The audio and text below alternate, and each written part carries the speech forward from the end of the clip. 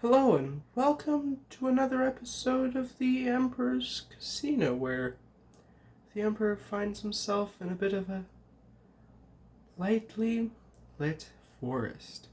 Now, you may remember that last time he was being lifted by a dragon, taken to an unknown place. Well, if we tilt our heads up, we can see the Skull Keep. But the Emperor is now in the dark, ready for his next adventure.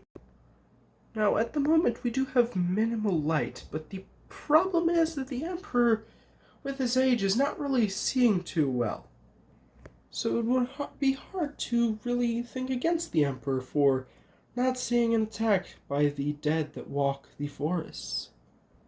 Encroaching, very much surrounding, which in the moment crackles with lightning on various repetitions, warding off the skeletons, but the lightning fades. And although dropping some skeletons, he is in fact captured. But as the lightning fades from the edges of his fingers, the area around him grows slightly darker as all light fades again. And the Emperor is taken somewhere else for the evening. As day returns, the Emperor finds himself in a skeletal ball of bone and marrow, trapped within a cage of unescapable proportions, with an archmage of bone and ancient runic stones watching over the keep as he himself is trapped, when he feels something, as though calling to him from his pocket. He grabs it and sees that it's his lucky deck of cards. Now, many would see this as a preposterous idea to play cards with your captive, but the Emperor, being the expert of blackjack that he is going to try to vibe for his freedom or die trying. Now, at the sun bright as can be, the Emperor himself is going to be playing blackjack against the Chief Skeleton and the Runic Overlord of Lightning. Now, two powers of lightning, one decrepit, one even older, yet still living on. Who will win and retain their life? Will the Emperor prosper in this moment of need? Or will the whole season come to a complete end with the turn of just one card? This is the moment that we see for sure. If Emperor's Casino itself was rigged, or if everybody had an equal chance, there isn't much space, but it is really a test to see whether the Emperor was in fact a cheater, or whether he himself was a victor. Let's take it over to the Runic King. Or Lord, or really, I'm just kind of going off the fly at this point, but let's see his cards. Strong hand of 16. Now, having a lackey, the Runic Master here, he's going to go by a lot of names, he's going to go ahead and gamble a little bit.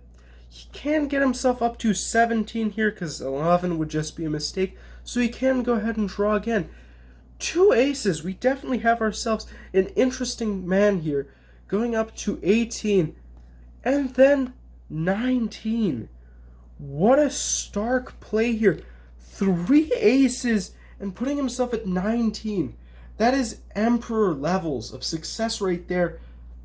So, could it be that the Emperor was just very lucky and now we have someone who's got even more luck? Let's see our lackey here.